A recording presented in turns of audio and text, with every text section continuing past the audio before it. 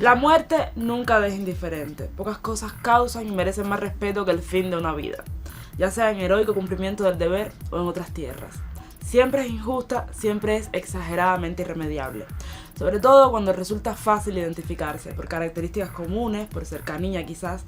Durante los primeros años de la revolución una posibilidad de perder la vida era estar cerca del lugar en donde estaba la bomba o donde desembarcaban armamento pirata. Los grupos terroristas de Miami patrocinaban un estado constante de terror en nuestro país. Sobre cómo ha evolucionado esta práctica y algunos de sus practicantes estaremos hablando hoy en Confilo. Un espacio para mostrar con todos los matices, las noticias, los hechos, las matrices de opinión que circulan en los medios y en las redes sobre la realidad cubana. Vamos a rasgar la costura de la manipulación mediática y adentrarnos en la arista filosa de los acontecimientos.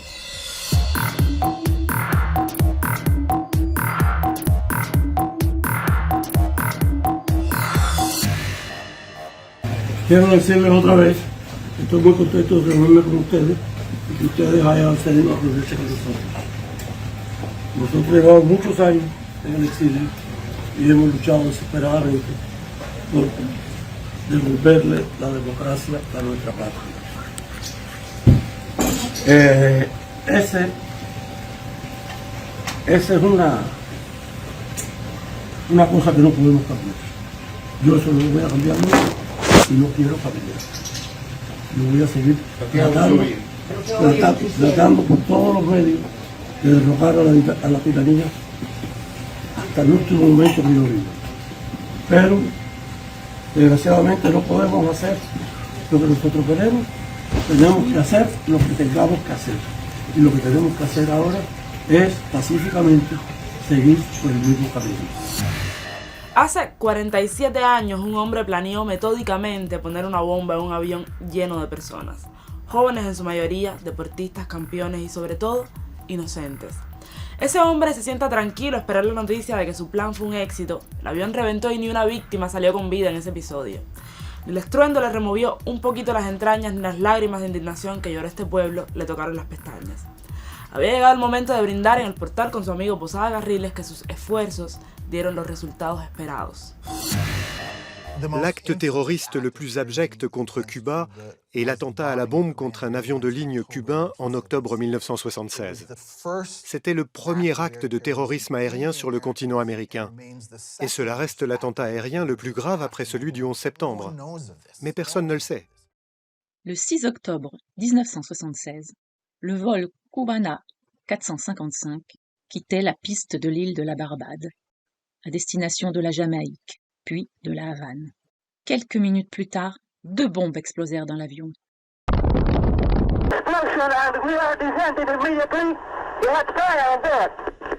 73 personnes moururent, dont une enfant, ainsi que l'équipe de jeunes escrimeurs cubains. Des documents déclassifiés à Washington ont prouvé que la CIA et le département d'État étaient au courant des projets d'explosion de l'avion. Et il a été perpétré par 2 exilés cubains. Ils avaient été formés aux explosifs par la CIA. Il s'agissait de Luis Posada Carriles et d'Orlando Bosch. Les terroristes sont morts en héros à Miami. Le 30 avril 2020, un individu ouvrit le feu avec un fusil automatique contre l'ambassade de Cuba à Washington. Presque un an plus tard, le 26 juillet 2021, 3 bombes incendiaires ont été lancées contre l'ambassade cubaine à Paris. Le 24 septembre 2023, l'ambassade à Washington a subi une nouvelle attaque terroriste. 2 engins incendiaires ont été lancés contre elle. Frente a las mismas paredes que probablemente un día escucharon planes de bombardeos y masacres, Santiago Álvarez, uno de los responsables de tantos crímenes, habló de pueblo como si no lo hubiese disparado nunca.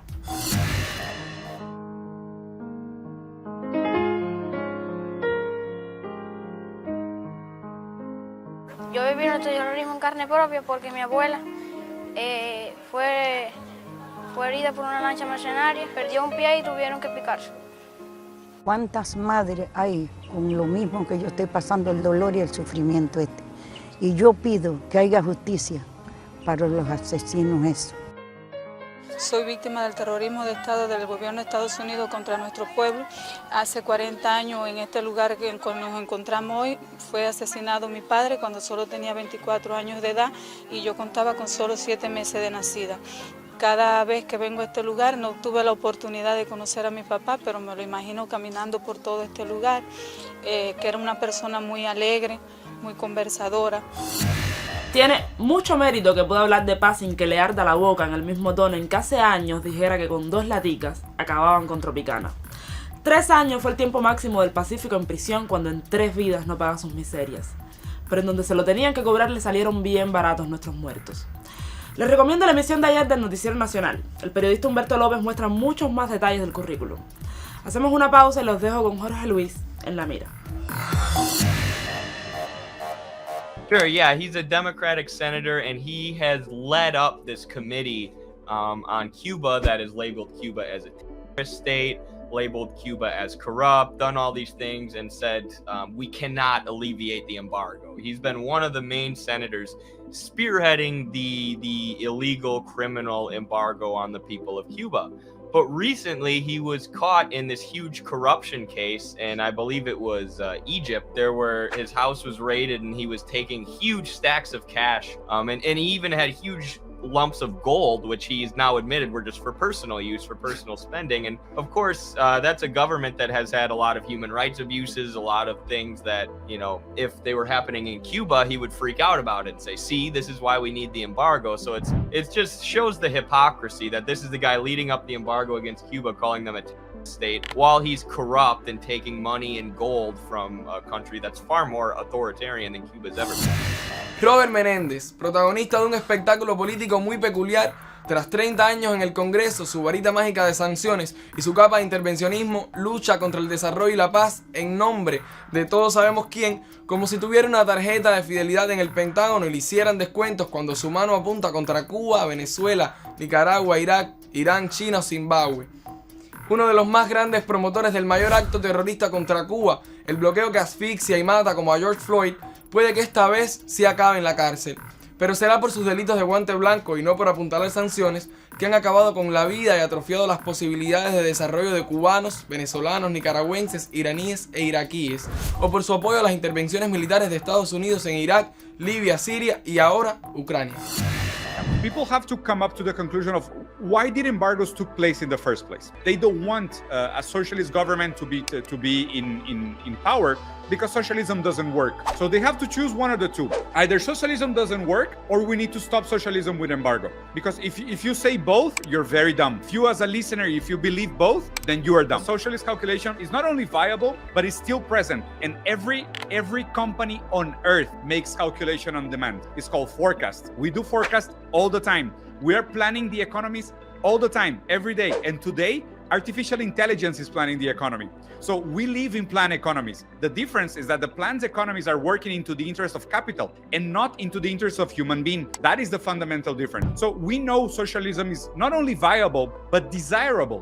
Clearly, what they're doing with the embargoes is that they're transforming something that is viable and desirable into a public nightmare. And they're instrumentalizing this public nightmare as a recurring propaganda, almost as a piece of advertisement to sell people out of this notion that there are alternatives to socio-economical formations and that they are desirable. And they're probably better than what we have seen so far. Absolutely. And that's why I think it's so important for the U.S. to keep the embargo on Cuba, because they're in the Western Hemisphere. They're right under our nose. So if people see that socialism doesn't fail every time it's tried, that it does work, the U.S. loses a big propaganda point. But like you said, if socialism fails every time, why do you need an embargo? Why can't you just let it fail? But nos vemos en La Mira. Lo que tienen de diferente la nueva modalidad de terrorismo a la de los buenos tiempos de Santiago Álvarez es que en aquella época al menos hacían deporte, se trasladaban, cargaban cosas. Ahora está más de moda el terrorismo a distancia, el que se hace desde los medios pero repercute en la vida real. Y el ejemplo más reciente fue el atentado de nuestra embajada en Washington, que se posiciona en el último lugar de una larga lista de intentos de saboteos pagados con la monetización de YouTube. Si además de conexión tuviesen algún interés en ensuciarse las manos, quizás los tiempos en que era más cotidiano el explote de bombas y los desembarcos piratas en nuestras costas no hubiesen terminado. Estos y aquellos son lo mismo, por donde pasan, algo se enferma. Quien sí ha tenido una postura históricamente vaga con respecto al terrorismo que se nos hace ha sido el gobierno norteamericano.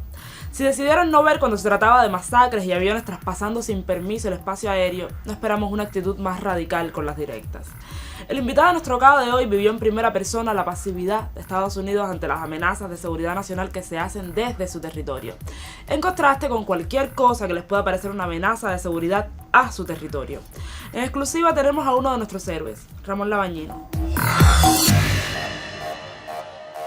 El avión de Barbados, que es una demostración de lo más salvaje de la política de Estados Unidos, que al crear monstruos como Luis Posada Carriles y Orlando Bosch y tantos otros que todavía hoy en día se recorren las calles de Miami impunemente. Ya más reciente, en los años 90, bueno, y fue la razón por la cual los 5 existimos. Los 5 fuimos enviados para evitar estos actos, ya que se recrudecieron los intentos de ametrallamiento contra las costas, de poner bombas en Tropicana, en hoteles, en restaurantes, en las centrales eléctricas nuestras, termoeléctricas. El intento también de asesinar a líderes nuestros, que fue una constante. La entrada de explosivos por puertos y aeropuertos nuestros, la manera en que el propio bloqueo es una política de terrorismo de Estado, y hay que definirlo así, ya que tratan de matar de hambre, de necesidades, de falta de recursos a nuestro pueblo, y por tanto también debe ser denunciada como terrorismo de Estado. Cabe señalar que esos actos no han cesado. El más reciente, el de los 2 cócteles Molotov en contra de la embajada nuestra en Washington, D.C., es una demostración de que en cualquier momento, en momentos de desespero, la extrema derecha reaccionaria y mafiosa de Miami la utilizan, y lamentablemente el Estados Unidos las tolera, las deja hacer. Para Estados Unidos, para el gobierno de Estados Unidos, existen 2 tipos de terrorismo. El terrorismo bueno, que es aquel que aplica contra nuestros pueblos, porque cumplen una agenda del gobierno de Estados Unidos de destruir a nuestros pueblos. Y el terrorismo malo, que es el que los ataca a ellos. Ese doble rasero, esa doble hipocresía también tiene que terminar, y hay que denunciarlo. Ahora que se acerca un aniversario más de los hechos lamentables de Barbados, tenemos que recordar que la lucha continúa, que el terrorismo está aquí y ahora, que tenemos que seguir defendiéndonos y cuidándonos, y que el terrorismo no nos va a derrotar. El terrorismo no nos va a sacar ni un ápice del camino que hemos escogido los cubanos en su gran mayoría, de nuestro socialismo y de nuestra libertad, independencia y decoro como cubanos. Muchas gracias. Cada 6 de octubre recordamos a las víctimas del terrorismo, y las imágenes de la plaza donde el dolor se multiplicó vuelven a conmover a todo el que recuerde o imagine la historia, con la única excepción de los culpables. La diferencia es que pudimos haber sido nosotros. Esas personas fuimos nosotros, nuestra familia, nuestros vecinos, nuestros amigos. Hoy, los que hablan, los que incitan, también saben que no serán los muertos, y brindarían a lo lejos por el éxito de una masacre con la seguridad de que nunca le vieron las caras. Mañana haremos nuestra peña habitual, estaremos hablando un poco sobre aquel 6 de octubre y, como les anunciaba, tendremos representantes del Bojeo a Cuba, además de la compañía musical de Yacel Rubalcaba y su grupo. Recuerden seguirnos en nuestras redes sociales, nos vemos la próxima semana justo antes de la novela. Hasta entonces, manténgase con filo. Chao.